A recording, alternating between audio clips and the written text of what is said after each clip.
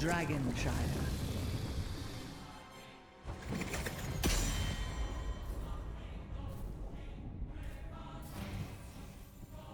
Let me unmute the mic. Actually, let me make sure since I had changed things. Is the mic coming through? Yep, it looks like the mic is capturing my amazing voice. Camera up slightly. There we go. Show off my amazing apartment. So we are here. We do have Roll1 eSports on the blue side. They do have map pick, and you can tell that by Spooky Ghost having the first pick. But yes, over on the right side, we do have the team of Spooky Ghosts. I love Halloween. I can't help myself. But welcome everyone. I'm glad you guys are here. This is the first of two semifinals.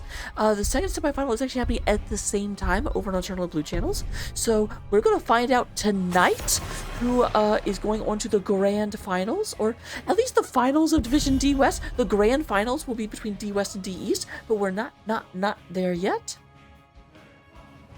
Dun, dun, dun, dun, dun, dun, dun. So we are moving in here real quick. We do have our first band being Stitches. I like to think of Stitches as the greatest of the displacement tanks. Like, you can have a certain, a Garage is like a little Stitches in that effect, a lot more durable, but also a lot harder to displace. Hello, Co-Catster.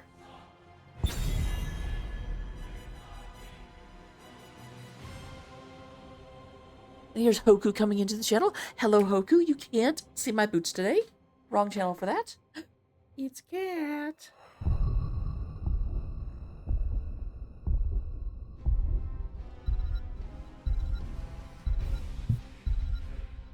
What?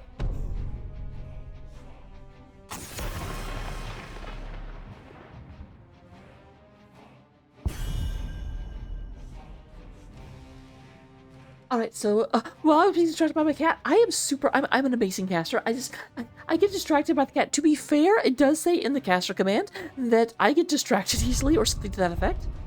We do have, Johanna being banned out by the side of Roll1 eSports. We are going to go in and get the Stukoff being removed. So we do go in and have Displacer Tank and, Hush Healer. And then the big licker himself. Nope.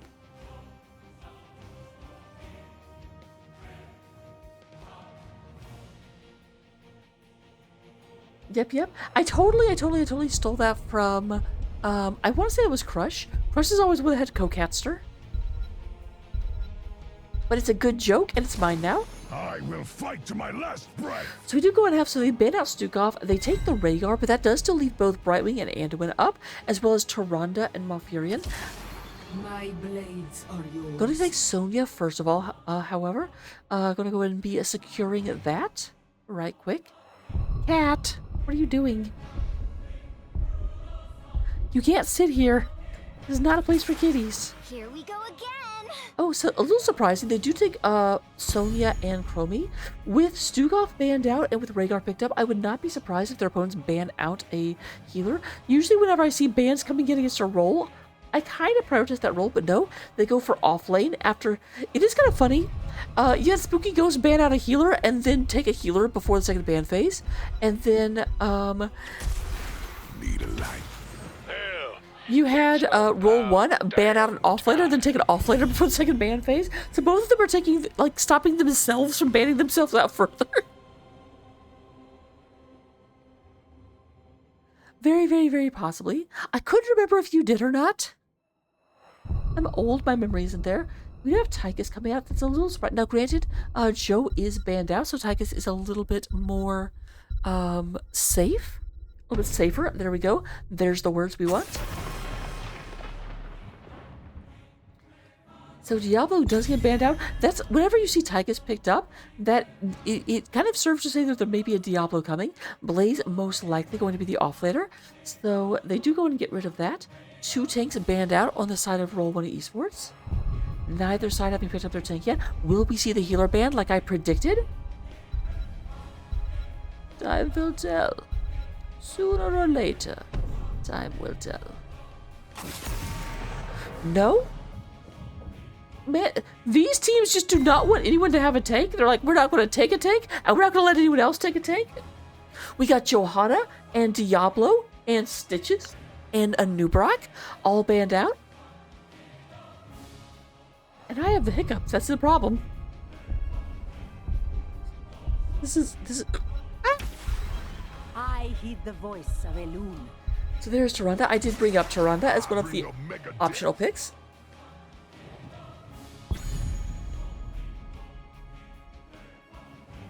I really hope this goes away before we get too deep in the cast. It's a little awkward.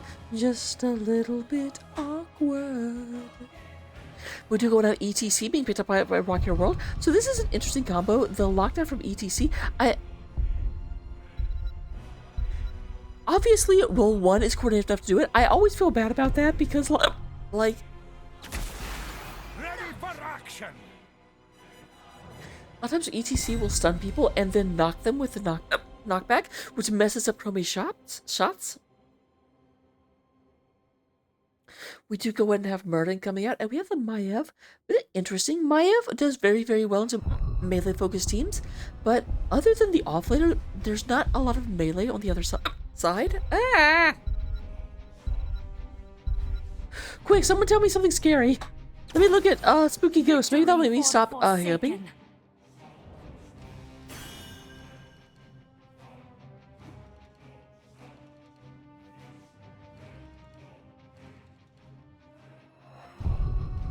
Yes, hello. Yeah, saw me drinking. He's like, I need to investigate. Was that liquid for me? Was that my liquid? We'll get in the game. I'm so sorry, guys. I'll try and stop us hiccuping. You can't necessarily stop on command, but I'll do my best. Test. Where?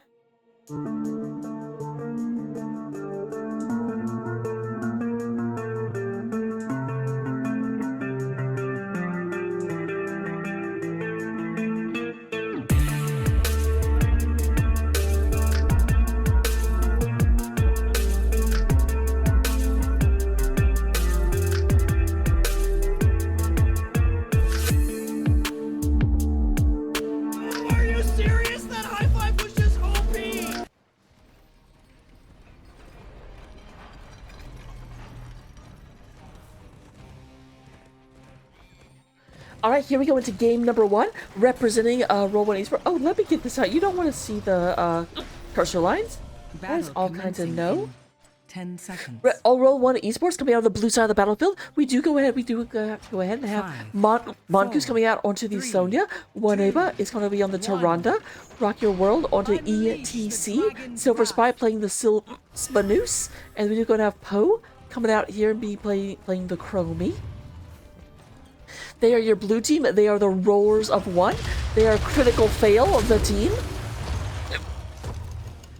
And going up against them, we do have our orange team. We have Rogoth coming out here and playing the Murden. We have Tychus being played by Boundary X. Calodius is going to be onto the Rhaegar. We do go and get Eric with a K onto this Blaze. And then Rift. We'll be playing the Maiev. They are your orange team. They're coming out of the right side of the battlefield. They are Spooky Ghosts. And this is a little bit loud. Let me turn it down some.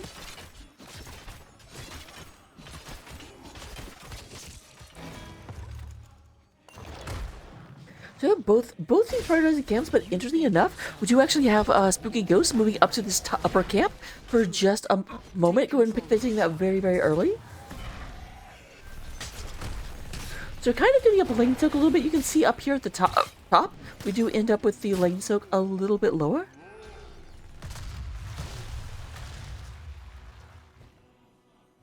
Guys, I swear to God, I feel like I haven't had hiccups in like a decade. I don't remember the last time this happened. I'm like, what the heck? Capture the shrines, inherit the Dragon Knight's power, and lay waste to this forsaken kingdom. All right, Blaze coming up here. Blaze is about to run into a lot of pain. What's up, Blaze? Eric goes in and goes, nope, nope, nope. However, here comes Mongoose, and not going to let them zone out. Nope, you don't get to leave, you don't get to leave, you don't get to leave. Oh my God, he gets to leave? What the heck? Silver Spy says no. Spy does pay the ultimate price. Good job, I guess. Does get the blaze. You know, that's a little bit of showmanship, but definitely did not have an escape out of that situation. However, the experience, we do actually have almost a half-level lead right now on Spooky Ghost. Most likely off of that mercenary camp.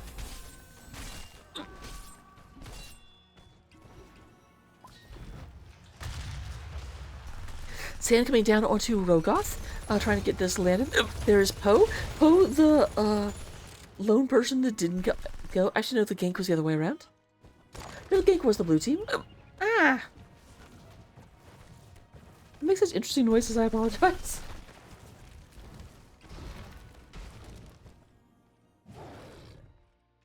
Mongoose goes ahead and secures this top point. We are looking to potentially be a dragon. Poe? He's not committing to actually standing on this. Oh, I think Poe had time, but is not safe for Poe to do so now.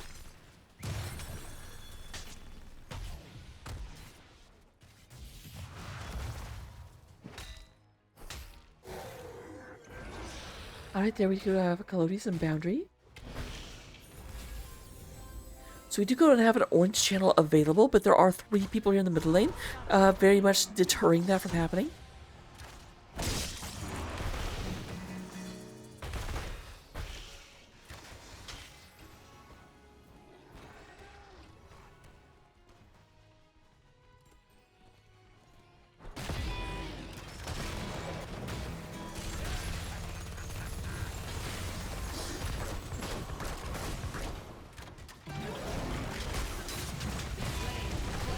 Oh, we do go in and have the Dragonite gets picked up.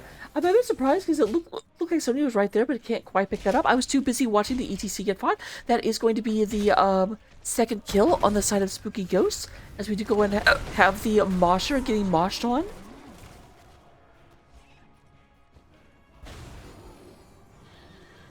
Yeah, I actually was talking about this before the game started. We did go ahead and have the bans coming out of the side of Roll1 eSports. They banned out Volskaya, and they banned out Braxis, and I'm like, you're playing Spooky Ghosts. Why are you not banning out Cursed Hollow or Towers of Doom? I mean, I feel like against Spooky Ghosts, you need to ban out Haunted Mines. It's not tournament legal, but they're so good at the Haunted map. I'm so sorry. I don't know how much the hiccups are coming through, but I have to apologize. I can't even feel them coming. Coming is just like, bah!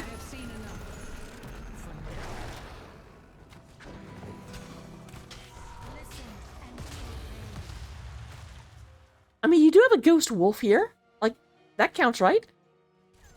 Toad's Ghost Wolf? Oh, he's stopping at Ghost Wolf as soon as I zoomed in. Look at our talents. We do go and have 2 stacks onto the Lunar Rites. We are up to 10 onto Prog Rock.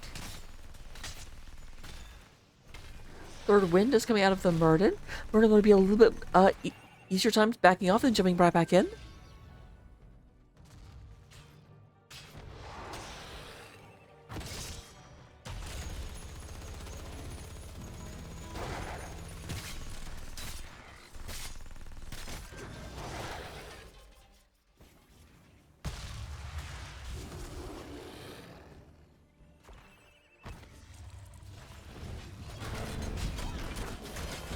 We do have the Odin being pulled out. Spooky Ghosts are the first to 10, and they are using that to try and go ahead and get pressure on this top lane. Top lane is interesting. I'm surprised that's the lane they're pushing. This is, of course, the lane with the Bridge of Death. Now, granted, though, taking it does make holding top much easier.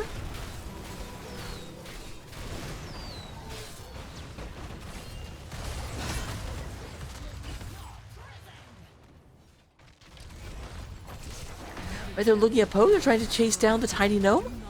Tiny Gnome is very, very evasive, super flexible. They will go and turn around and say, okay, fine, we'll take your building then, boy. Oh.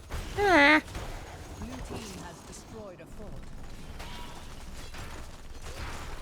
Alright, we do go and have, bottom fort actually goes down in the middle of all that.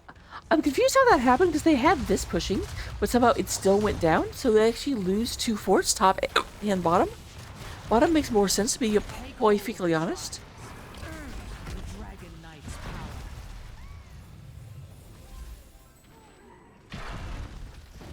level 10s are obtained by both teams. We do go and have the Mosh Pit coming out, Starfall, Mind Control, Slowing Sands, and Leap. Inside the battlefield, we do get Commandeer Odin, Ancestral Healing, Avatar, Containment Disc, and Bunker Drop.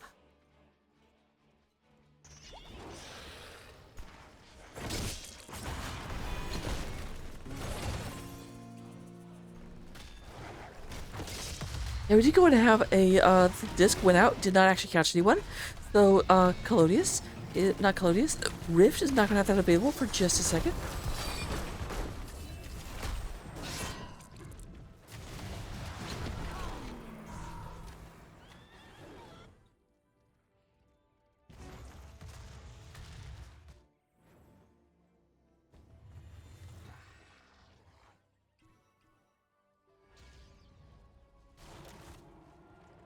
And Silver Spy does go ahead and secures the Dragon Knight. The Banshee Queen has upgraded to the Dragon King, I guess. We go ahead and have a second kill coming outside for Roll1 as that is taken down. It looks like we still have a fight going down here.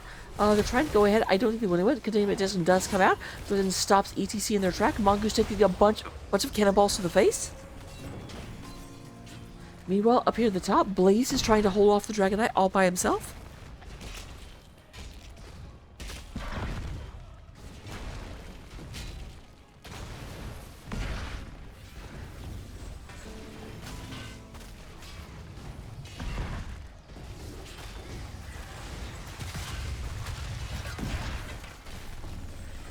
Unfortunately, that's going to be Dragon Sylvanas saying, you know what, I have no time for games, and stop being a big old ripped dragon.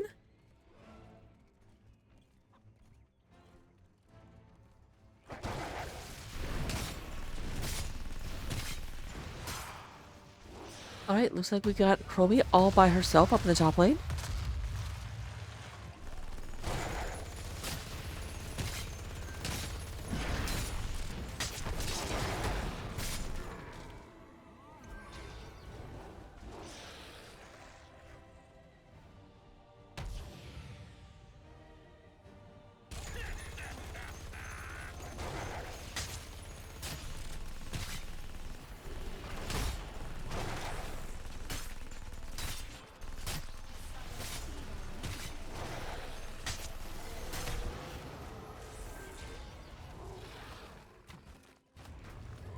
Alright, we do go in after the Chromie scanning wide.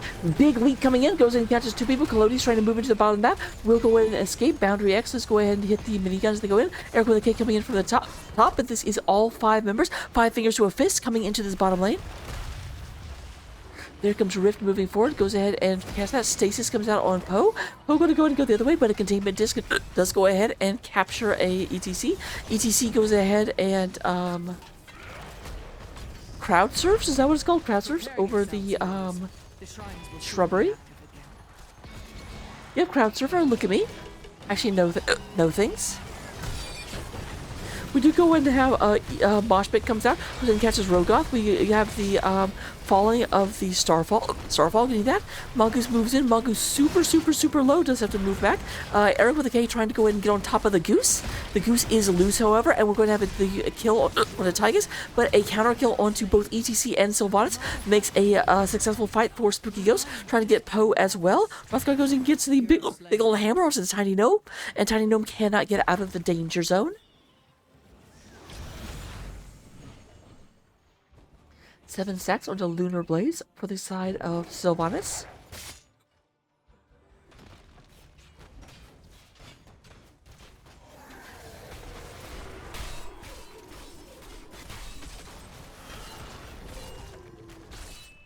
Alright, we are going to go ahead and have a Dragon Knight. Merton is capturing that top knight and starting to look in here. And Eric with K going to go ahead and channel this up. No one to contest. They try for it with a arrow, but nothing doing just yet.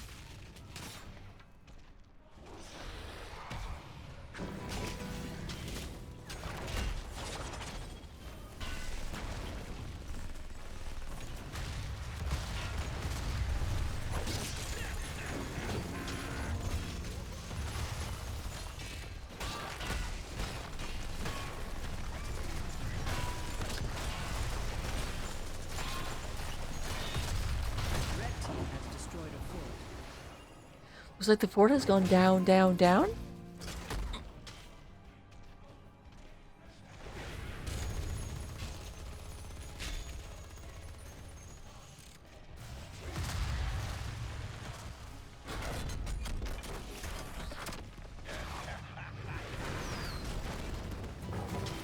Alright, Dragon Knight moves forward, goes in and kicks that away. Both those being very respectful, but they do go and have Sonya trying to get some counter pressure going on. Push down this top as they go and hold off the Dragon Knight. Dragon Knight is very low in health, unlikely to last for very much longer. Silence onto the ETC. There's the pull from Maya, and ETC does go ahead and crowd surf through that tree and into safety. But as I say, safety, not so much safety. How did that kill them? Like, Tychus was so far away. If it was like the Sylvanas poison, I would understand. But does Tychus have?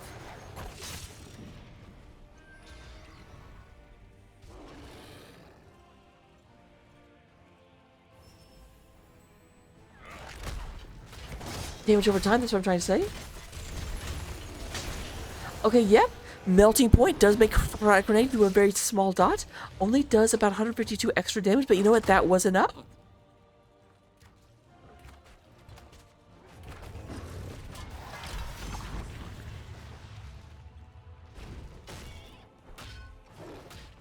I do appreciate V, or Eric putting that V onto the ground, because remember, this is still November 5th.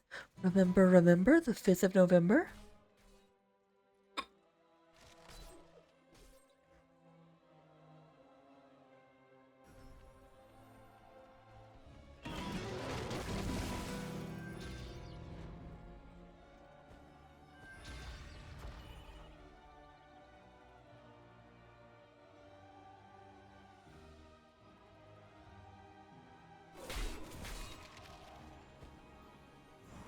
Hello, Will, welcome. Power gathers within the shrines. Oh yeah, we were already talking about it. And become the new Dragon Knight.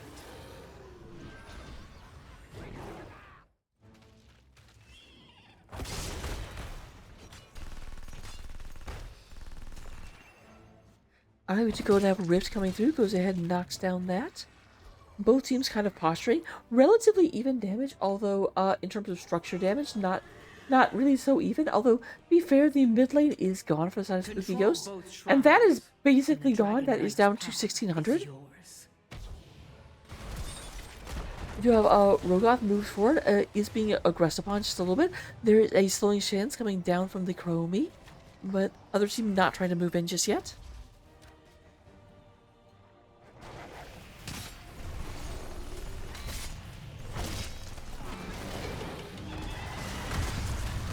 Alright, immediate cancel that, but you know what, doesn't matter. They still managed to keep Rhaegar still long enough to go and get the kill, and that's what you're looking for out of that ult. Now, almost all the ults down, only Slowing Sands up for Chromie at the moment. Which, to be fair, Slowing Sands never really goes down. Red team has destroyed a fort. Blue team's core is But meanwhile, back at the old ranch, we do go and have this, oh, actually, they pick both of them up. That is 100 36. Yep, no, this one. We just walked all the way across. We're going to have a contestation up here. Mongoose trying to fight off Rift. So Spooky Ghost definitely winning on map presence and map pressure thus far. Hero slain. Blue team's core is under attack. Sonya is just about to become a dragon. Night shall reduce you to zero.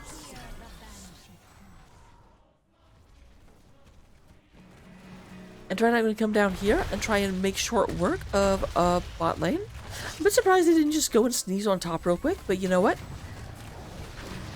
At the end of the day, they'll still get a fort for this, for sure. Blue team's core is taking damage. Blue team has destroyed a fort. Alright, there we have the fort going down. Dragon Knight marching forward through the battlefield, trying to go and get this taken care of. This is Roll1 eSports back in the driver's seat. They've definitely been slowly losing through the course of the game, but this is their chance to get it turned around. They've just about evened up structures. They are still down a keep, and so if they can get this keep down, they'll basically be even because the top is so low. If the hop, kick, and a sneeze away, we do go and have the ETC, just the little dances if they want to. I did not realize you could stasis the Dragon Knight. That's kind of awesome.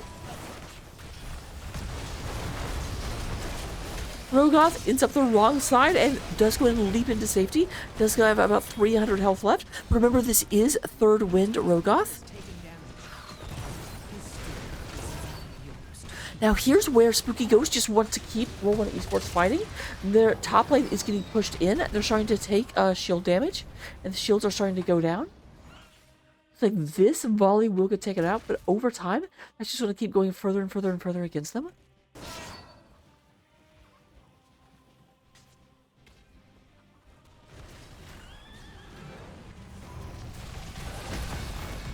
All right, here comes a big engage coming in. Slowing Sands going ahead and just absolutely make it hard for our orange team to get out. Now, Tyga's on the wrong side. Yeah, Tyga does go turn around, does not want to run into that. I 100% get.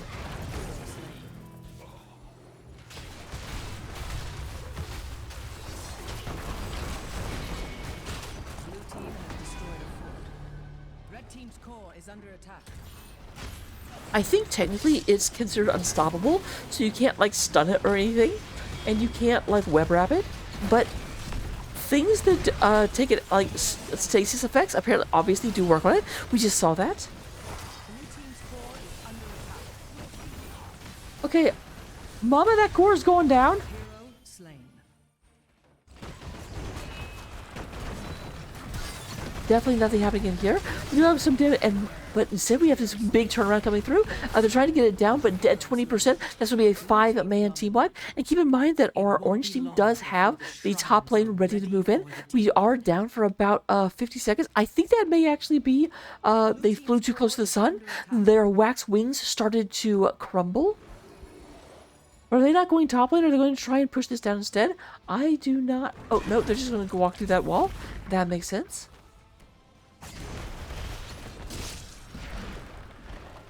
Coming through, they have about 20 seconds to get this done before anyone comes up to contest them. Become the Dragon Knight and claim vengeance for my Alright, here comes the rest of the team. Stun does come down. That does stop Eric getting damage. We are down 69%. Here comes Mosh coming back. So nice stasis comes through, and we do have boundaries coming in with the Odin. Odin goes ahead, big red button is picked up, and we do have going down. Sylvanas shows up, but nope, we're going to go ahead and have game number 1 going to the side of Spooky Ghosts. I will not do that again. I apologize.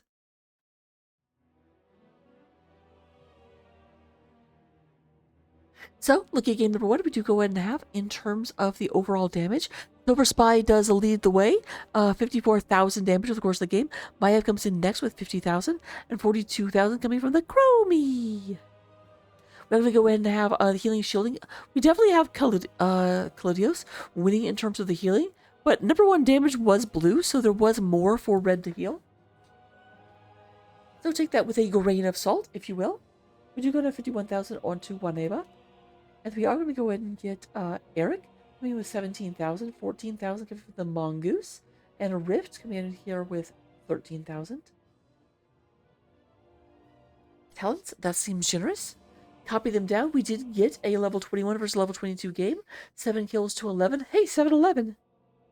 I should get a hot dog.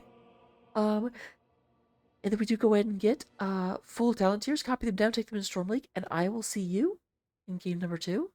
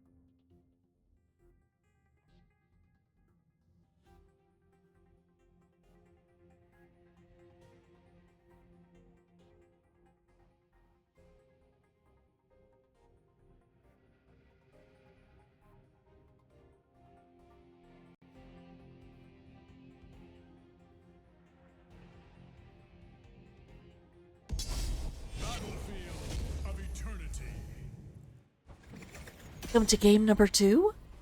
Thanks to... Oh, I forgot to update the score. Whoops, whoops. Thanks to Spooky Ghost's victory, I will go ahead and have my camera onto this filter.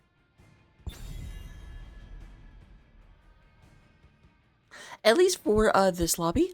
If Roll1 turns it around, I will change it for game number 2. But a little something to give back.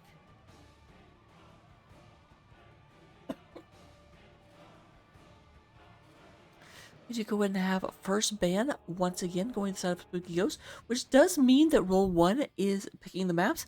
I do have to notice they are making sure the Spooky Ghost keeps playing on maps that Spooky Ghosts are not comfortable on. We're not going to Cursed Hollow, we're not going to Towers of Doom. This time it's Battlefield of Eternity, which has nothing to do with the paranormal. Demons aren't paranormal, shut up. Spooky Ghost bizarrely getting rid of one of their undead friends. Maybe it's actually just the Spooky Ghost is like, I don't want to watch a zombie get beat up. That'll make me sad. I like zombies. Zombies are great.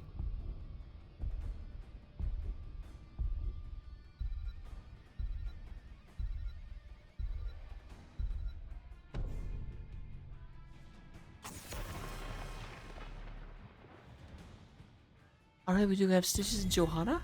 I believe... I know Joe was banned from game number 1. I can't remember if Stitches was. I don't actually think... No, yeah, because we were talking about Stitches being the ultimate displacer. So, if the trend continues, we're going to go ahead and have... I feel like Rhaegar was banned here. No, Rhaegar was played. There was a healer banned here. Was it Stukov? Yeah, it was Stukov. It was Hush Puddle Boy. Yep, Stukov gets banned. And then on the other side, they went and banned, like, Dahaka, I think.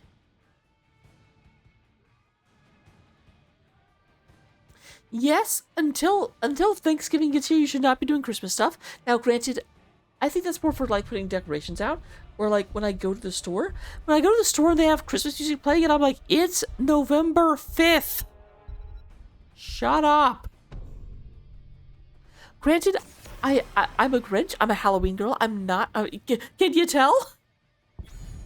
Okay, we have actually a Maiev. They do go ahead and let the Dahaka through this time. Which, keep in mind, Battlefield is not exactly a small map, but it is only 2 lanes. So I feel like Dahaka can't come in and mess up fights too regularly. It's hard to do on a 2-lane map. For battle.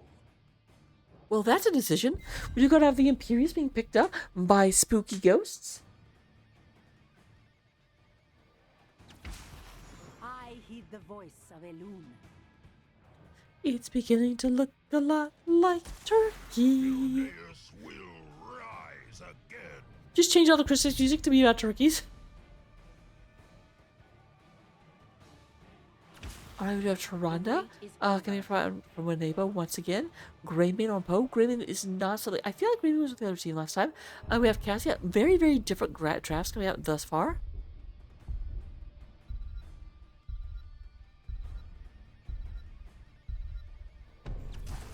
The light abandons no man. The light abandoned snowman. So that's interesting. That's going to be most likely a... That this might be a double healer comp. Uther does have problems being the solo healer, just because his heals are a little he's hard for him to keep his mana up. His heals for his mana value is not very good. The big thing he does is that he gives you shields or armor after he heals you. So healing in team fights from Uther is super good, but once he goes dry, he just obviously gets rock. Just wonder who that was, and I do not know what the answer is. I unfortunately can't see chat in draft.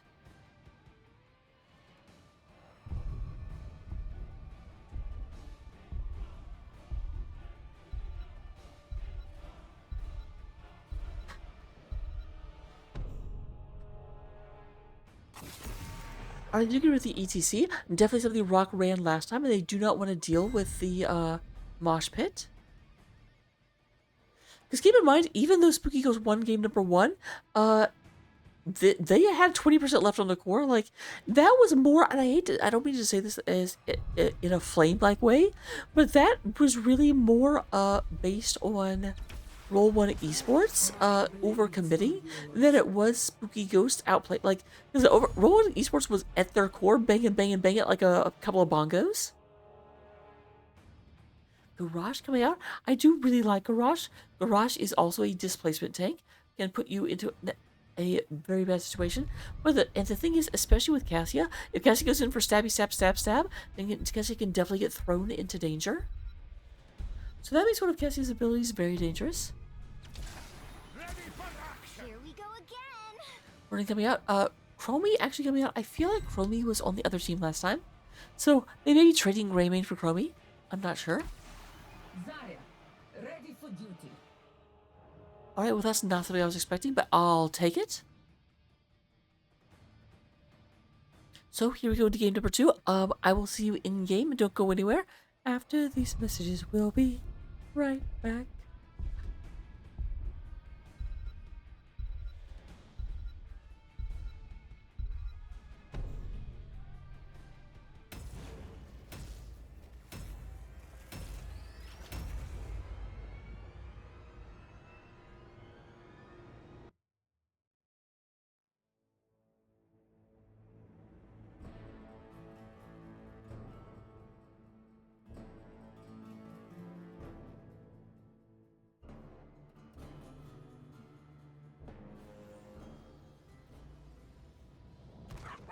Alright, here we go into game number 2. Representing our blue team, we do have Rock Your World coming out onto the Loktosh Garrosh. We're going to have Poe coming out here. Where it is? Okay. Playing the Grey Daddy. Mongoose onto the Sonya. Mrs. Herself. Waneba is going to be onto the Duranda. And we have Silver Spy onto the Zarya. They are your blue team. They are representing the side of the Angels themselves. They are Roll1 eSports. Meanwhile, on the orange side of the battlefield, we do have Eric with a K onto the Spear Daddy himself. We do go ahead and get Kalados coming out here onto the Uther. We're going to have Rogoth is playing the Muradin. Rift is going to be playing the Chromie. And Boundary X is going to be running around with Speed and Sound and playing the Cassia. Amazonian.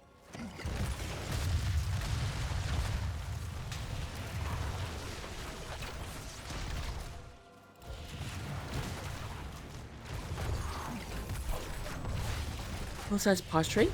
We do go and have Cassia is moving up at north. He's going to ride right past this and is probably going to try and sneak up to try to take this camp. Imperius is fighting with Mongoose. Imperius slightly being killed with Mongoose. Yeah, that was far enough back. I don't think they see this happening.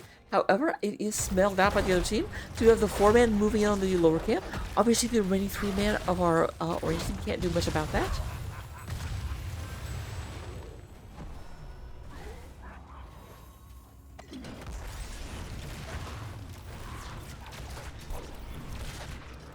I'm pretty sure Roll1 eSports is well aware that the top camp is being taken.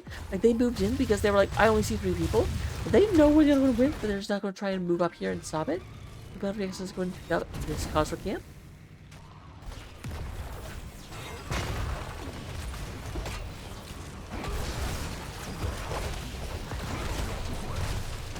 There's the, I do like Muradin into Garage, because Muradin has his own leap out of danger.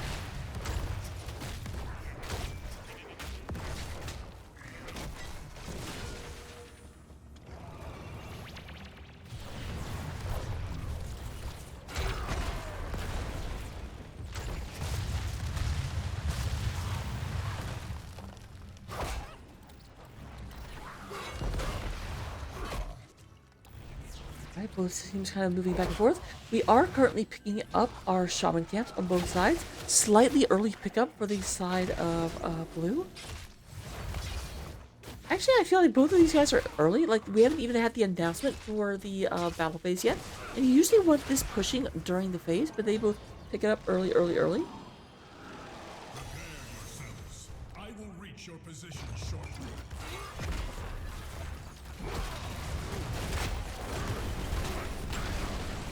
Rogoth. Taking a bunch of damage. There is the dwarf hop. Jumping back and forth. Does Rogoth take third wind? Does take third wind, so we'll get back up to full relatively quickly. I shall purge your demon. Alright, here's the battle between the Agents of Heaven and the Agents of Hell. We have Poe moving in, Eric trying to go ahead and keep them off. Here comes the big engage, but no spear to cure security one as we move in.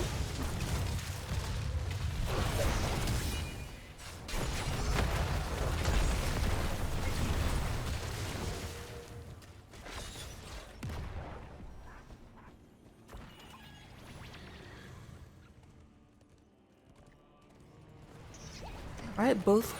We do go to have Orange being slightly more effective, Spooky Ghost, at driving their opponents off, but they're not actually trying, they're just guarding right now. And they don't, it's not like they have late advantage. Like, this would make sense if there was catapult advantage and they were trying to force their opponents to move away. As it stands, this isn't actually accomplishing a whole lot.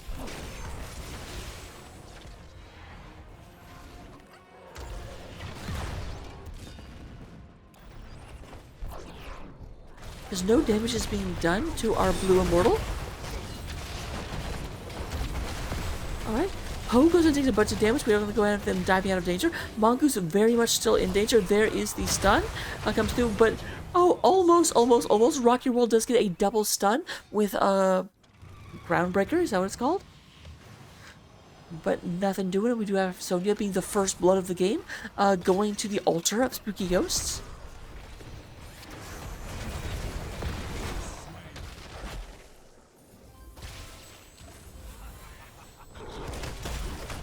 There's a very quick turnaround as Cassie picks up. Right with a slight delay. In order to control hiccups, I've heard a long time ago, you need to yawn and get like excess air in your system, and that helps. And it has seemed to help, but it does mean that now I've started yawning and I can't stop. I'm just having problems, you guys. There is a Mongoose getting thrown out of the battlefield. Rogoth moving up to the top. There's Eric with a K.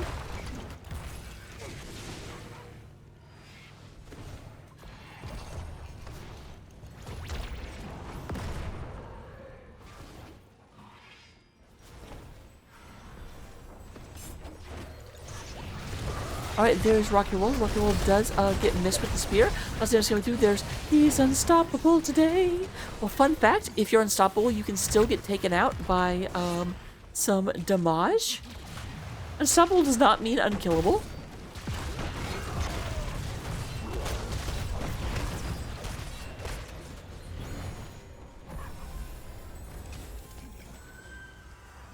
Yeah, that's the problem with Imperius.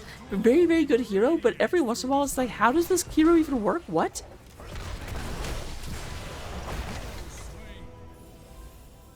Alright, that's going to be 3 kills to 1 in favor of Spooky Ghosts. Wait, no, in favor of Roll1 eSports.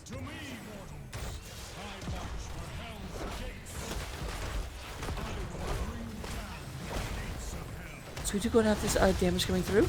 Now at the bottom we do have to do a battle of the offlaners as Imperius has gone down there to do a little dance with Sonya. Do a little dance.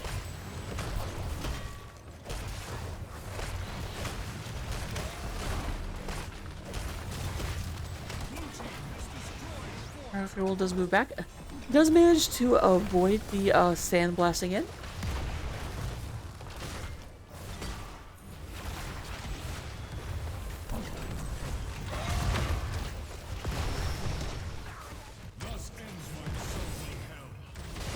Oh, there's a lot of damage coming through. Sonya went for a little bit of a risky rotate to come down here and tried to go up through here. And then just ran into a Stormbolt with a bunch of team members standing behind it. That does bring up to 3 versus 2. And you know what? With this, we are even. Each team has gotten 3 kills. We're roughly even in experience as well, but not even in terms of structure damage. Rift and Pelodius is moving up here to try and go and get that taken care of. Bring some damage coming down the mountain.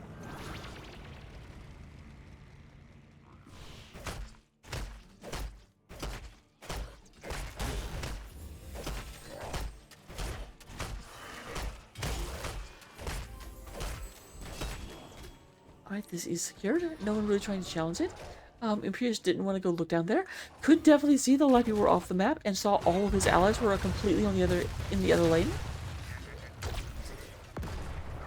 It does look like Spooky Ghost will not be able to ride that camp in order to even up the camp the lane pressure. There we go. That's the word I'm looking for. I shall land in a moment, as will my foe.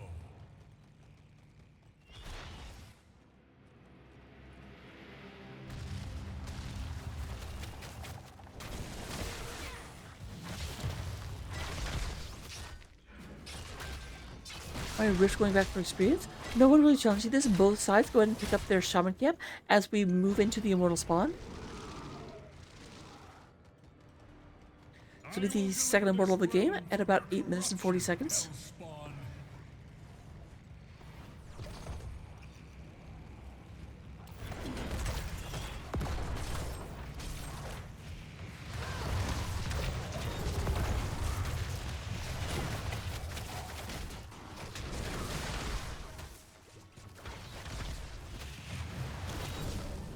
Alright, level 11's all. We do go ahead and get a Warlord's Challenge, Starfall.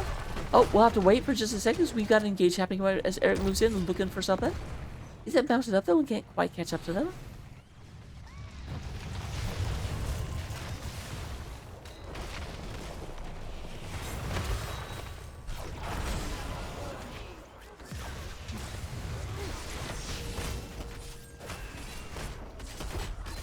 Nice movie avoiding that Valkyria coming through. Valkyrie?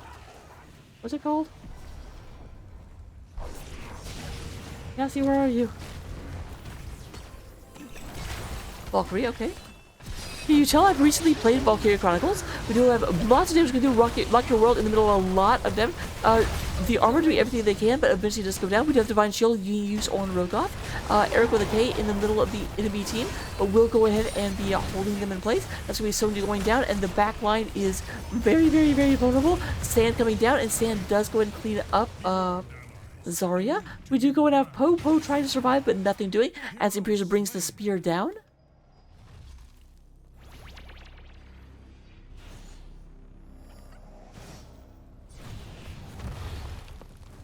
Rift doing the very best that Rift can.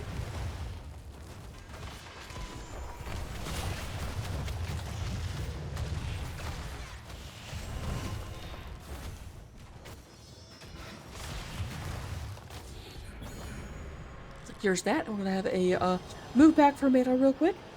Not going after these globes. These globes are worth like 8% mana. Come on, guys. And it does look like we're going to have all hands on deck here in the bottom lane, as we're going to go ahead and have the demon Belith. Yeah, I think it's Belith moving down here. Belith and Alarian are the two, the angel and the demon in this snap. Names not in order.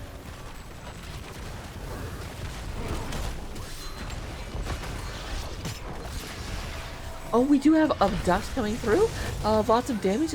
That's a really interesting thing. So we have Imperius that can charge forward, grab people, and bring them back.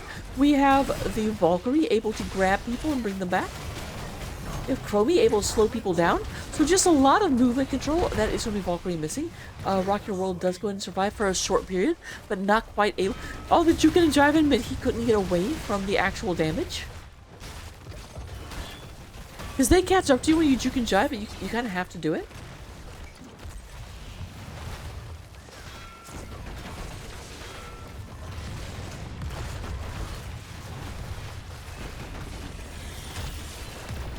The demon has fallen, but he will rise again in time.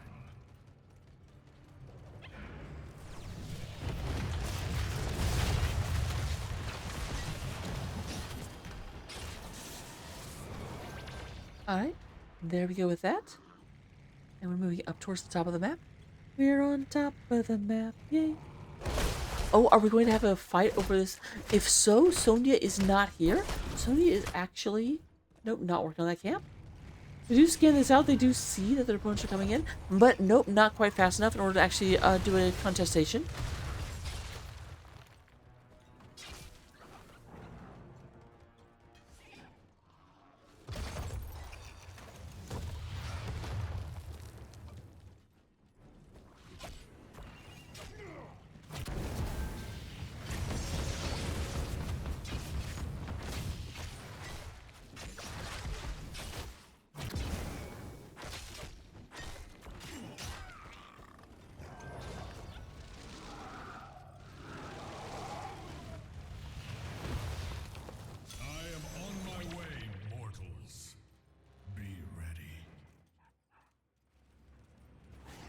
We have a shaman camp. Shaman himself actually like not touched at all. And as here comes everyone else, that's definitely going to be a lot of damage coming in. I'm a bit surprised they're like having it move forward.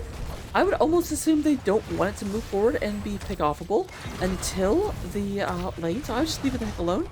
That's not what they do. However, we do have Roll1 eSports coming down here to reduce pressure, but actually ignoring the shaman.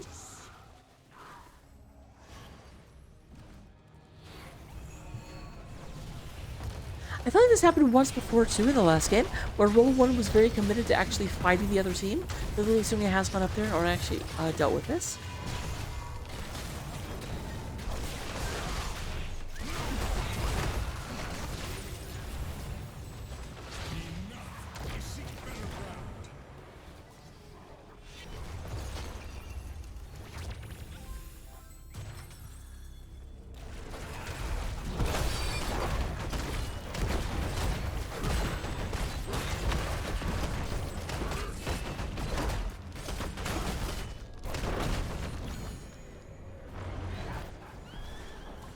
Alright, this is going to be Belith once again standing triumphant over his hated foe.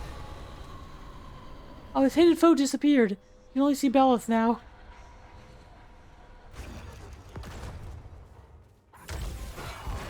And flying up here. The demon moves to the gates of heaven.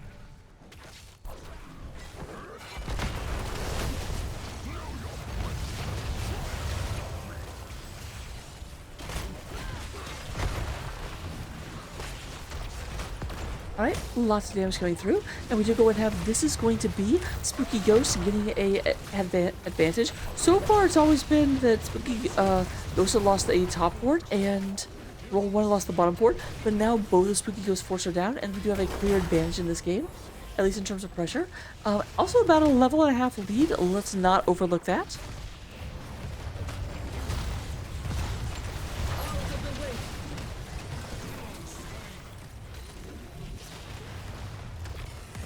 Alright, we should go and have 11th kill coming from Spooky Ghosts. And once their ults came on, they definitely have been using them to just pick off the enemy team. Blue team's core is under attack. Meanwhile, we did have the lower fort get taken down by the aggression coming out of Eric with a K. Did lead his troops to victory.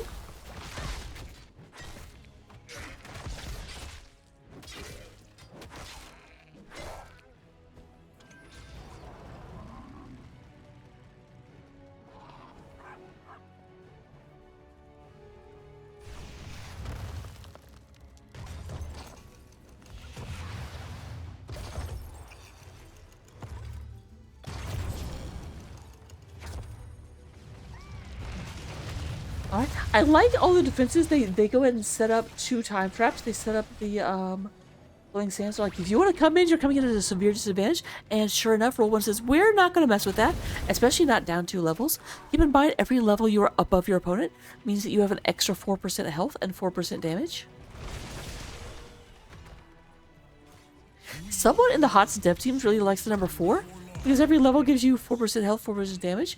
You get 4% health and mana back if you pick up an experience orb.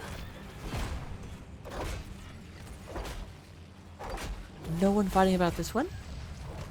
They're posturing, but they don't want to move in just yet.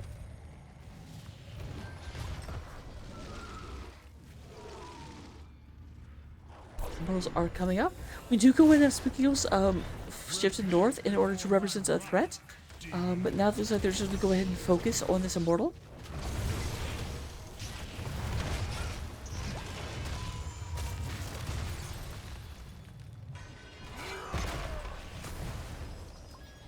Alright, we do have Roll1 push them off, and this time they aren't going to wait and do nothing. We do go and have Poe moving through, trying to get a little bit of damage done, but not very much as the orange team has shown up. Keep in mind, we do have camps pushing the top and bottom lane that have not been dealt with by the side of Roll1 eSports.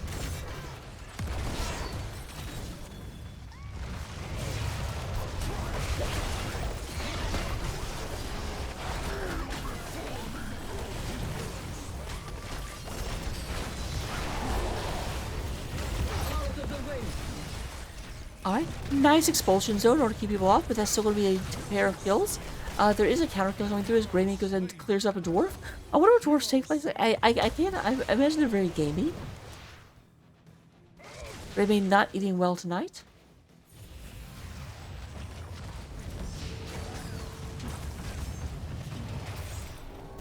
Hero slain.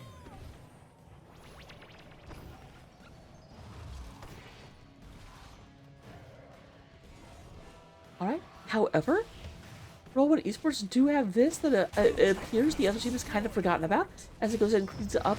Only Greymane was up. It's not like they all had to come up here. They could have stopped that very easily.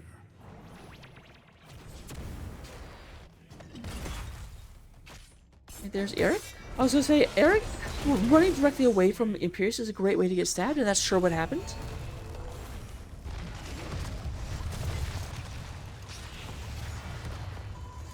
Alright, it looks like we'll have Bella leading a charge once again. Although, as I say that, we do go and have Murden and Cassia did go and move back. But it will actually be Spooky Ghost backing off of the objective.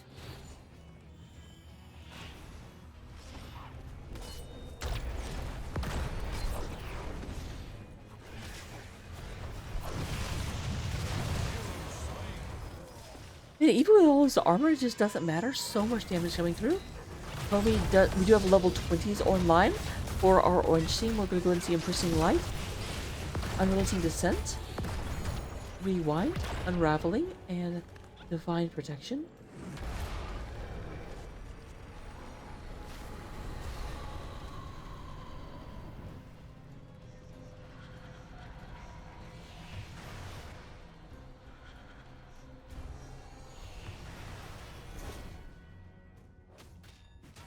The demon moves for the gates of heaven.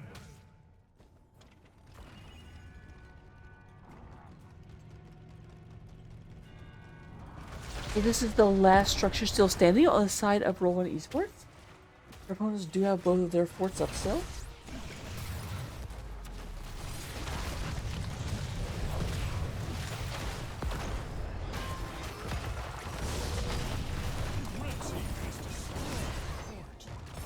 Fort's going down.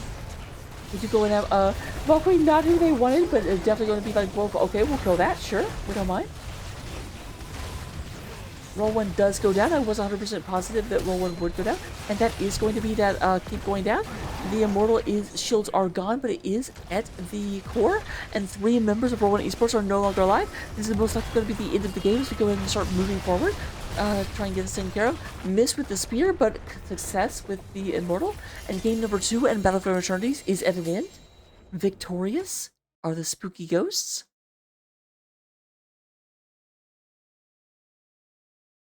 Looking at those ever amazing stats, we do go ahead and have Chromie leading the way in damage, 68,000 damage, followed by Imperius with 51. Zarya actually out damaging the Greymane with 37,000 damage. In terms of healing, we do go and have Tyrande out healing the Uther to no one's surprise. Uther definitely not known for his raw healing numbers. And then we do go ahead and get Imperius coming out with 14,000 experience, Chromie with 13,000, and Sonya with 12. The get talents. Feel free to copy them down. I don't have the full list for our blue team, but copy down what you can, take them in Storm League, get all of the amazing epic victories, and report back. Till then, I will see you in the 3rd game.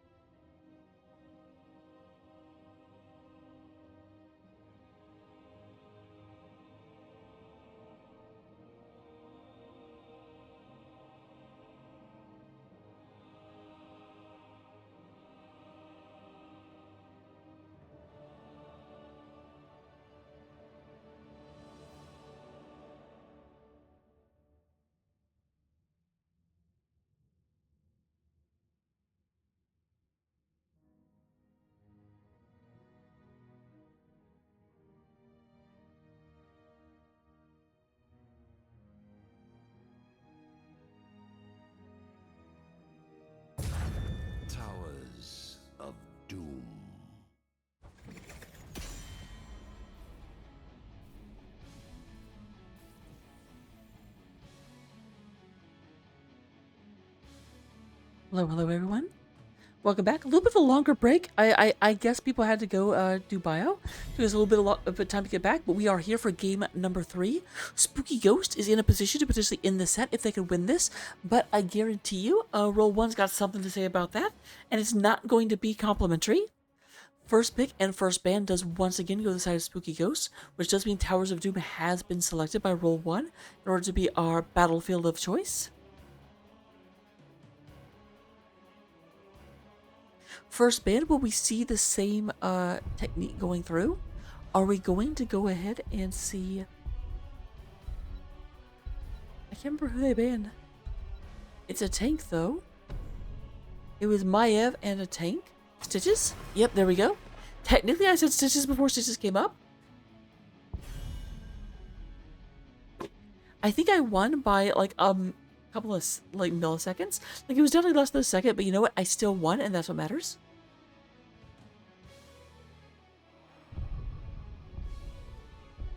Alright, here goes another one of these here things. It's going to be banned on the other side. Last time, I want to say they took Joe out. Yep. I'm kind of remembering.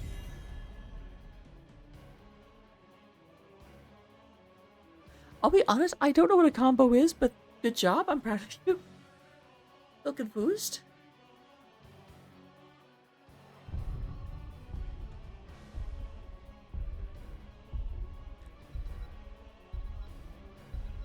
Alright, here comes the second ban. Will this continue being something familiar? Okay, they do go back to Stukov. Stukov was their ban in game number 1. They took out Maiev in the second game, and now apparently they've decided Maiev is not as scary as they thought. Or they're going to take it. That is a possibility.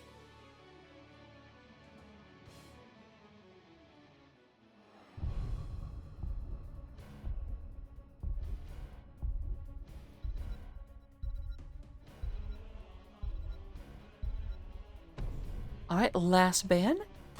Yep, it is familiar. We have the exact same bans for the pre-phase as we had in game number 1. And game number 1 I feel like was closer. Like game number 2 was back and forth a little bit longer, but once Spooky Ghost started taking advantage, they just did not give it back.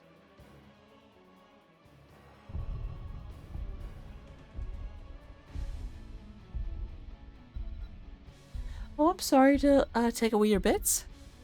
I mean, what am I talking about? I'm worth it. Oh, nice. Valerian Wren coming out here.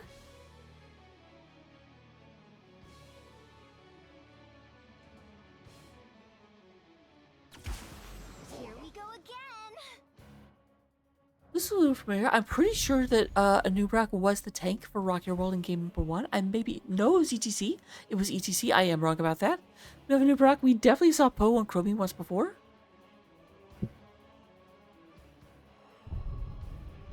Had to give the kitty kisses, because the kitty deserves them.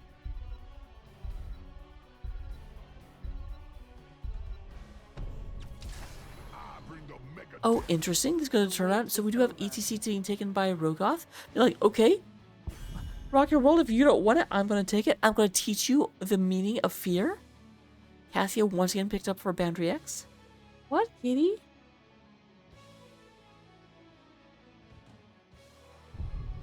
Don't have quite as much displacement this time since they don't go for the garage. Cat, move! You can't be here. I love you, but... Keep going. Alright, they're going to ban out Maiev, even though I'm pretty sure they're the only ones that have taken Maiev so far. Then maybe we've got some clumping heroes coming through and they definitely don't want a Maiev in the area. Cat, move!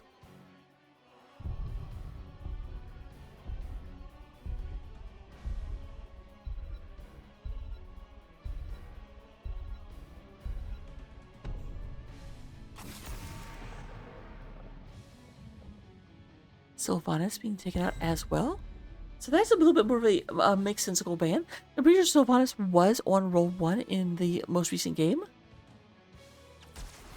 I heed the voice of Elune. My neighbor really likes that Tyrande. To be fair, Tyrande was my very first hero, so Tyrande means something to me as well. And we do have the Hogair. Hogger is interesting. Hogger means that Zad is extremely comfortable. Hogger is the best offender on this map, but only if you're super stupid scary good, because you can actually use get between the top and mid lane with a bounce if you angle it just perfectly, but it's really hard to get that consistently. Blades are yours. If Zad can, I'll be very impressed. Cat, move.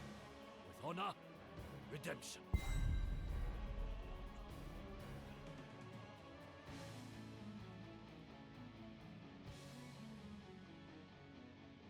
We got the Elite Meister going in, possibly secure it, like possibly waiting until the mosh comes through, or engaging on someone with a stun as the mosh happens.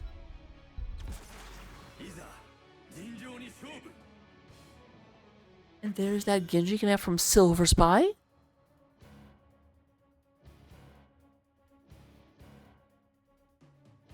But with that, we go into game number 3. Don't go anywhere. I will see you momentarily.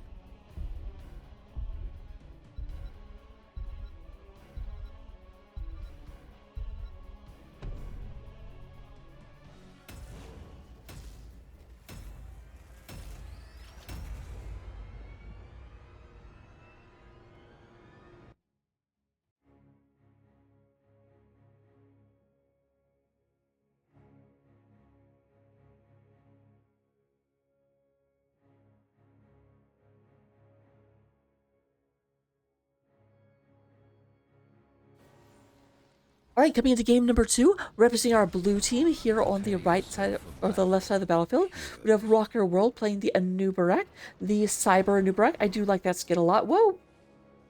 Nope, let's not do that. We do go in and get Silver Spy coming out and playing the Genji.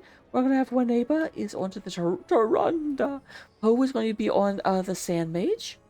And then we do go in and get Zad on that Hogger. They are your blue team.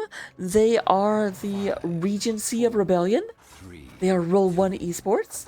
Coming up on the other side, we do go in and have, representing our orange team, we have Rogoth is going to be playing the ETC. We're going to have Boundary X once again onto that Cassia. We'll see Valkyrie one more time. We have Kaleidos is going to be playing the Anduin. We do go ahead and have Eric with a K onto the Sonya. And Rift onto that Hanzo. They are your orange team. They are on the right side of the battlefield. They are the Sovereignty of Slaughter.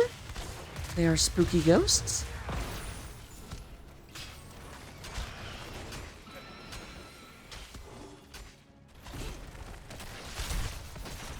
Alright, there's Rift put bit off a bit more than they could chew, but there is Rogoth trying to go in and protect them from anything happening.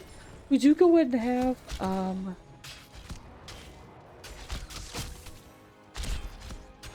target practice. I do wish this would, like, every here with Stormbolt. I can't imagine that hasn't happened at all yet. That would be nuts. Then Lunar Fair is the oh, and we do have Prog Rock.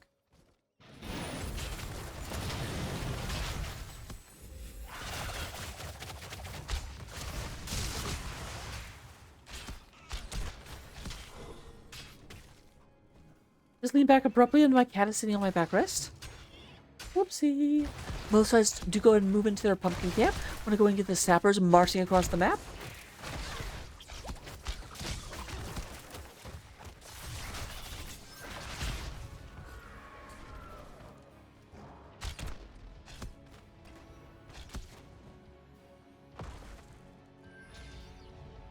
Alright, a little bit of a faster clear on the side of Spooky Ghost, or they just got here sooner. I'm not 100% sure which one it is. But sappers are moving forward. Sappers are already out. These sappers just coming through the gate. I don't suspect either sapper will do a lot of damage, but it's something you have to pay attention to. Can't just leave it unattended. Meanwhile, Red team draws first blood. I just happened to look up. I'm like, wait a minute. That's not a place I'm supposed to see people. So we do have the first blood coming as Hogger is taken down, thanks to a timely intervention from Hanzo. Waters will rise shortly, Dippers. Be ready. You must capture them quickly.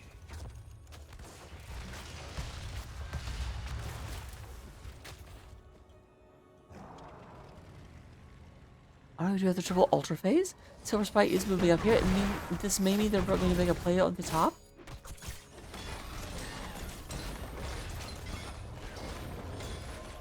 Here's Silver Spike moving back. Let's go ahead and move over to contest this. Meanwhile, down here we have a bit of a contestation. Rift trying to channel real quick. That may be a mistake. They actually have the advantage right now, but they don't if Rifter isn't actually actively fighting. There's the top one going down. So that's even, but Hogger should get this channel. I don't think Sonya's going to be able to contest. Your powers will be great, like all the others. So we do go and have a lead on the side of Roll1 eSports. They are up 36 health to 32 of their opponents. I didn't say it was a big lead.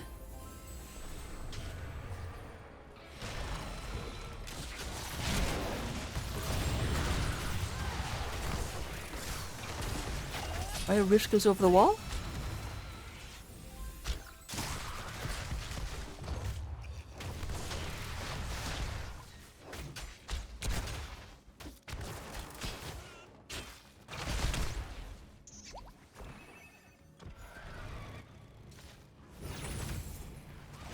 We got Colitis moving in here.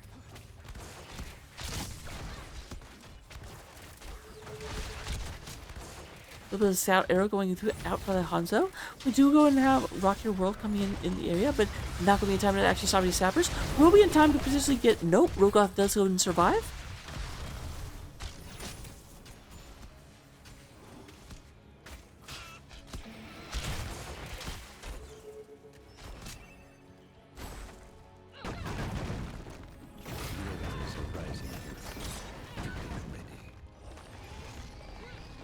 Okay, that was not the super good bounce.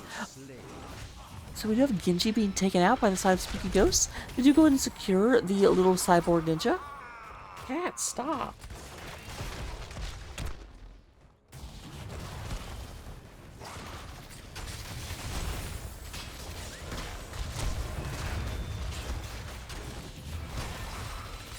The altars have risen. Activate them now. Alright. Yeah, I need you to move, I need you to move, I need you to move. Alright, we need to go and have this being taken care of.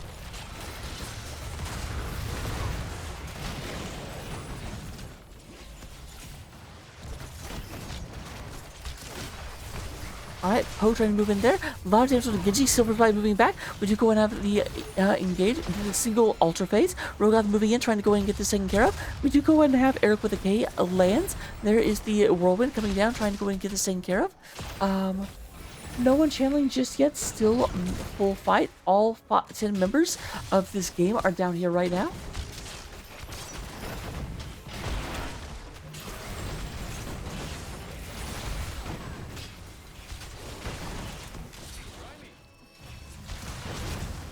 And this will be Roll1 and you push back. We do have Calidius, or Kalados. Moving back into the same care of. We are to 32 health overall. No longer does Roll1 have any advantage. It is now dead even in this game.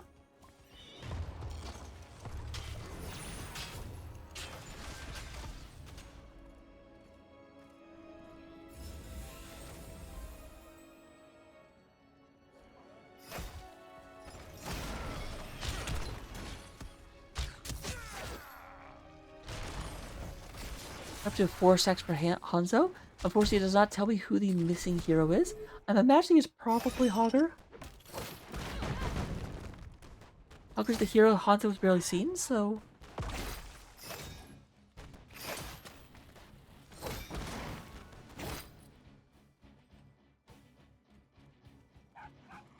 Eric's just kind of like watching this. Alright, was trying to hit them on the way down, but won't be able to do so just yet.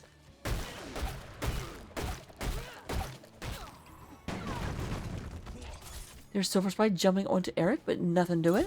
And it does look like the rest of Spooky Ghosts are going to move at this camp again as it responds.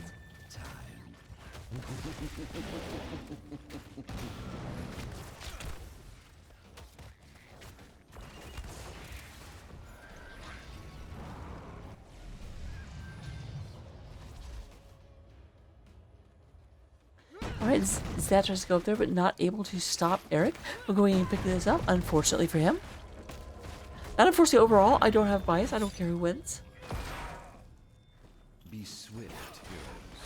Do not let the Gravekeeper's cronies reach the altars. I do go and have Kalados goes ahead and gets that channel, and it is going to be an advantage for Spooky Ghost as the core does fall to 28 momentarily. Can they link that advantage, or will we have Spooky Ghost go and push back? Hogger is arriving on the scene. Oh, that's a big Valkyrie, goes and catches a lot of people. Oh my goodness.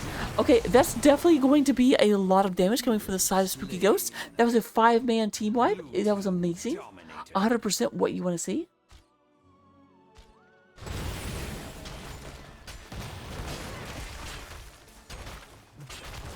I'm definitely going to say, let's go and try and convert these before we channel. But they don't want to wait for their opponents to come back and be able to contest, so I like that they're taking this now. They're not trying to get too greedy with it. But there's 5 shots coming in, taking us down to 23 overall shots. I can do math.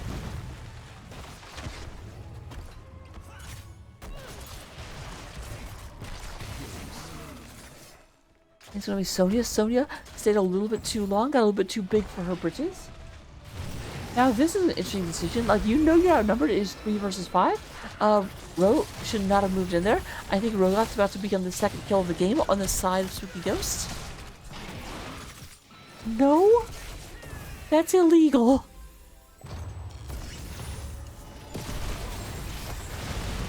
Alright, we have a lot of sand coming down.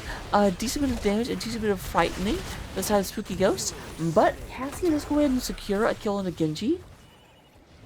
Spear Maiden versus Cyborg Ninja. Apparently spears are better than... I didn't know that.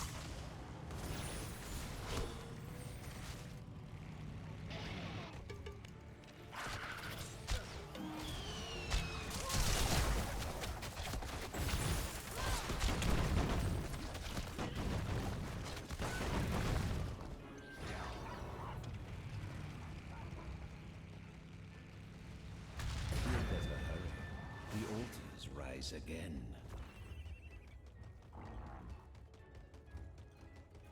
Alright, altars are coming up. This will be a single altar phase here in the middle.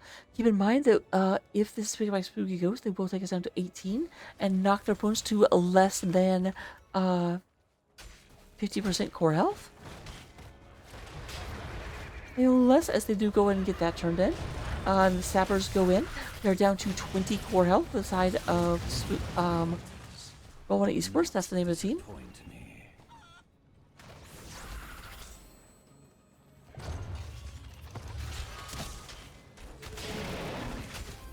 Roll's going through, go ahead and knock Rocker Roll back. Then we just go ahead and have the Valkyrie come through. We do, a Starfall lands, and there goes. But here's Sony coming in, catching a bunch of members, and that is going to be a 3-for-1 in favor of Spooky Ghost. And you know what? I said 1, but nothing doing. You go and pick up a Taronda as well. And then they celebrate by taking a keep as a treat.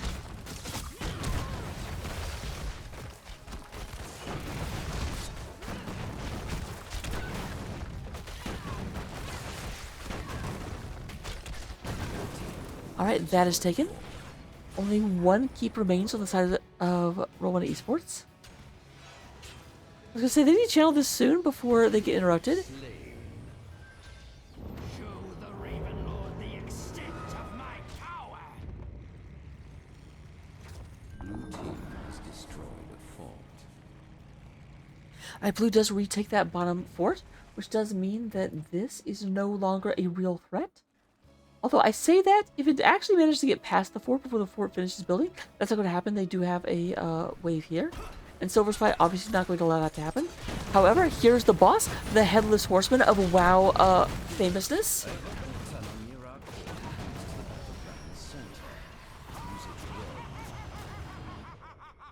And there's a boop, boop, boop, boop. Now do 10 core health. Now they did take this back, which is good.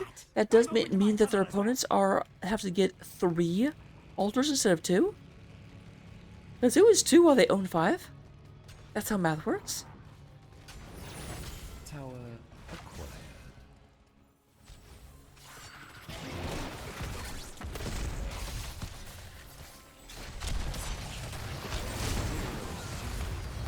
Oh my gosh, the Hanzo damage is doing so much. I'm not even waiting to the end of the game. Is Hanzo number 1 damage? I wouldn't be surprised. Yeah, in terms of hero damage, it is Hanzo by a country mile. 36,000. Next closest, 31,000.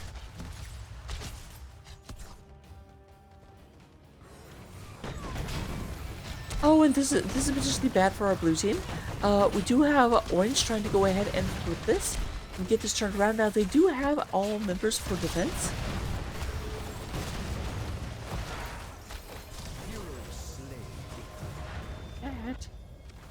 Now, that's really important. They do go and get ETC down. That does give them an advantage.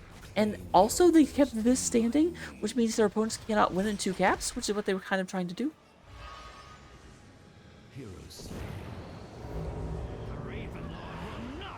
There's 4 shots. There's another 4 shots. Okay, we do go and have 8 of the 12 shots going to the side of Roll1 eSports, knocking their opponents down to 24. Now that's still 4 times as many health as their opponents had, but they're going to go and try and convert this momentary advantage into a lot of capital on the map.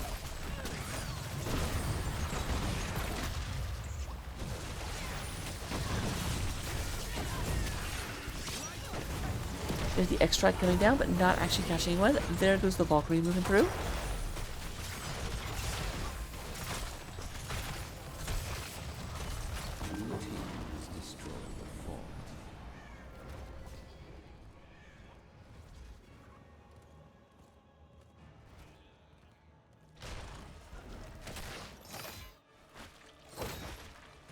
Alright, Zad gonna go ahead and move this through real quick. No one's really moving through. It very much is Malby. But this is the semifinals. If I can cast it live, I'm gonna make sure it gets cast live. I just wish I wasn't so out of it at the beginning. It's been a long day for me. I apologize. At least I stopped hiccuping. That's something. So with that being taken care of, we do go ahead and have a Roll1 eSports. Moving down, does miss with the charge, and immediately catches a chastise to the face. We have a double ultra phase coming up. Keep in mind, once again, Spooky Ghosts do have their finger on the trigger. If they get both these ultras, the game will be over. Even though this got taken by our blue team, 2 times 3 is still 6. Take the altars and put an end.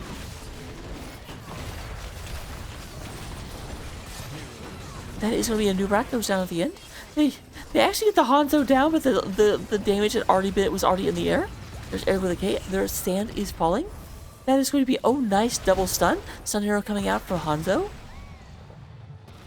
Nothing else to really stop them from running wherever they want. However, it does look like we're going to go ahead and get this turned in. This will be 3 shots moving through. Nice use of the Starfall in order to delay this.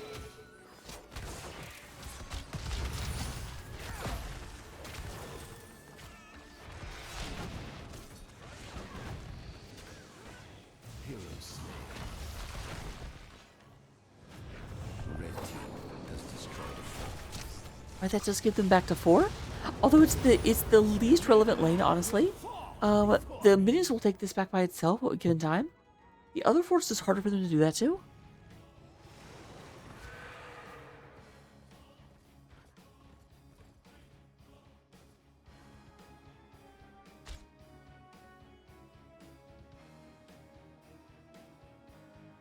Red team has destroyed a fort. You're going to get that taken back. Their opponents are down to 2 core health. The good news is they took this back, but that does not give them an opportunity to get any sappers in. There are no sappers that go down the middle lane.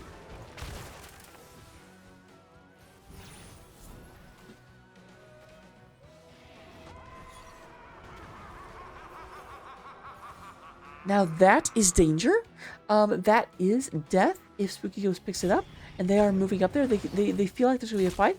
Silver Spy does go ahead. Was trying to rotate, and there is going to X-Strike. Oh, we actually do have... We have Ariat Crater coming out of the Sonya, but very, very quick moving. Genji did not let that actually hit. Here comes our orange team. Genji is still alive. This is a 5v5. There's a nice stun coming through. We do have time stop. timeout coming from the Chromie, but Chromie does go down. That's going to be a kill. That may be the end of the game, as we do have 2 members of Roll1 eSports do get taken out. Come on, take me out. Take me out.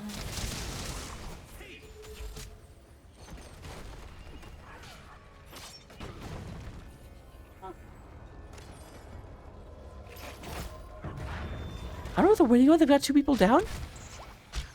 Like, I don't want them to end. I don't mind them not ending, but at the same time, it's a weird tactical choice.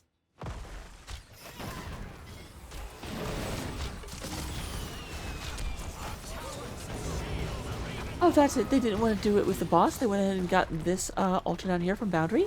And that is going to be the end of game number 3 and the series. We will have Spooky Ghost move on 3-0 to the finals of Division B West. Let me see if I can get an interview.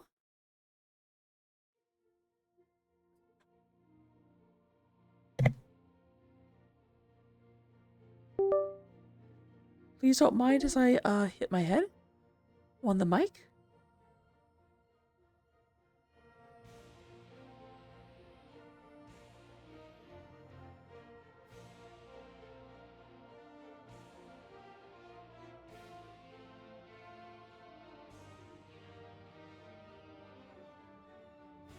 Alright, looking at stats while I wait to see if anyone's going to join me. We do have number 1 damage in the game is going to Eric with a K. Eric with a K coming in with 55,000 damage, though very, very closely followed by Hanzo with 54 and Chromie with 53. In terms of healing, we do have, surprisingly enough, despite the red team having the first and second in damage, number 1 healing was also from Anduin, out healing the Tyrande by about 10,000 damage. And then we do go in and get in terms of experience. Sonya does lead the way. 21,000 versus 18,000. Helen's, that seems generous. Here's Rift coming in. Hello. As well as Eric with a K. Hello, hello. Hello. Hi there. First question, kind of obvious. How you guys doing? Pretty good. I was like, definitely feels good to be able to get through a series. Those games were a little sweaty. Like, you ended up winning all 3 of them, but it definitely did not feel like, you know, if the series had been run several times, it wouldn't have always been a 3-0. It definitely felt like, especially that game number 1 where your core was at 20%. Oh yeah. We think they outdrafted us there, and we got lucky. Like, I think Eric landed a really good stun on bot lane, which allowed us to kill like 3 of them and kind of throw things to our side for a little while. And then we played for 20 at some point instead of pushing bottom, which probably wasn't the right call. But we're playing for 20, and then we died at like 19 3/4. And they and Roll1 really rolled us at that point into a victory almost. Yeah, those you managed to win by the skin of your teeth, but you did end up taking the victory. But yeah, definitely the dragons were going back and forth. Like, I kept seeing different teams end up inside the dragons, so very, very back and forth map. What did you guys change going to game number 2? Because game number 2, while still being competitive, definitely did not feel as edge of your seat about to die as game number 1 did. We know that they like remember. to play like the noob Tyrande a lot, so we went into game 2 like wanting to draft the Uther, knowing that that's like a comfort strategy for them. And I think it helped a lot. Like, their comp, it was just like a really hard game to play Garrosh, if I'm being honest. They had like 2 frontliners that they couldn't really kill off of a throw, and on top of that we had like 25 armor and a lot of ability to like turn a fight, and a lot of ability to like force the Garrosh to unstoppable, and then he was kind of like abandoned through the slowing sands. So yeah, I think honestly we just drafted really well, and yeah, it just made it a lot easier than it needed to be. And then going into game I was number a bit shocked go about ahead. the unraveling 20. I was shocked how quickly we were able to kill Garrosh at that point. That is, like, Garrosh kind of felt like he didn't have armor once you guys hit 20. Yeah. So, in game number 3, I do have to ask, like, my favorite moment of that game was, okay, not really favorite, but how frustrating was it, specifically to Eric, whenever the Genji got away and you used Yeah. Ariat Crater, and then you're like, oh. Yeah, I knew he still had the E up, but I really just thought that I was gonna time it really well out of the X strike, and I did not. And yeah, I don't know how much health he had, but he must have been on less than 100. Oh yeah, almost nothing. I want to say that number 133 is stuck in my head. I don't know if that's right or not, though. Yeah, that could be. Either way, he died to leap. Yep. Obviously that still worked out for you. I do have to say, what do you know? I don't see Hogger on Towers of Doom a whole lot. Is there some sort of specific synergy that you go for with that, or does Zad just like Hogger at every map? I do think Zad's a Hogger comfort pick. Enjoyer, Hogger's yeah. a comfort pick for him. He's definitely played it a lot this season. That being said, I know he has a pretty wide hero pool, so I mean, they must like something about it on towers. I know they were trying to like kind of 1-1-3 a little bit with the Genji. But I don't know. I felt like I had enough sustain where I didn't really care, to be honest. Like the Genji wasn't really able to bully me enough to the point where they were like forcing me off of EXP. Yeah, that might just be a misplay, because if they're 1-1-3, Hogger should be able to get top camp on cooldown because he doesn't need to go middle Oh, that's because fair. Genji's catching it. And he Yeah. might just be getting it, picking Hogger for that reason and shoving. But if they're not, if Genji Hogger isn't pressuring you, Sonya, then, or Eric, then maybe they just didn't get as much out of the 1-1-3 as they were hoping. Makes sense. Yeah, it could But be. Hogger is good, yeah, for that reason. So those are the questions I had for you. Let me go and turn over to you for any shouts you might want to give. Well, shout out to you for casting, and shout outs to Roll1 for always being great opponents and good friends. Yeah, that's what I was gonna say. Shoutouts to Roll1. They're like easily our favorite team to play against in all of NGS, so it was really Aw. fun getting to play against them in playoffs. Wow, slide at my team that you've never played against. Yeah, there's still room for improvement, I guess. All right, so do you have any thoughts going into the finals? Any predictions? Is there someone you hope wins the other match? I don't even know who's the other matches. I have to take a look. It's BeatGen and Can't Counterpick Stupid. They're actually playing right now. I have their stream up on my other monitor. Oh, how exciting! I don't know what the scoreboard is, but at least in the standings, CCS has been kind of dominant. We have played BeatGen somewhat recently, and we beat them. So I'd say if we're hoping for a team to win, it's probably them. Did we beat them the second time around? Yeah, I think we lost the first time, and then we beat them the first time and lost the second time. I can't remember. Yeah, I think we beat them the first time, and the second time, let me take a look. Maybe we scrimmed. I think There we it is. scrimmed them recently, and it felt like pretty good. I don't know. We got 2-0'd by them the second time we played them. Okay. Well, either way. Yeah, and I think CCS, I think we won one and lost one against them too, so pretty even with both of those. Yeah. 2-0'd. Oh no, I'm thinking something else. Yeah, pretty even. I'm sure it'll be a good match. Yeah. I definitely look forward to it. I'll try and pick it up, but no promises. Yeah. Yeah, that'd be fun. Good. Well, that'd be awesome. But I'll let you enjoy the after party. We'll look for you next week whenever the finals will be happening, and then the week after for grand finals.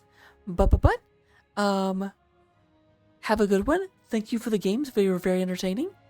And I'm going to go crash now. All right. Take it easy, Alright, Rocket. Thanks have for a the good night. cast. You too. Bye. Bye. We will actually go over to Eternally Blue in order to catch that game because, well, I think a lot of people already went actually, but we're going to go officially. Go see more Div B West. Let's go.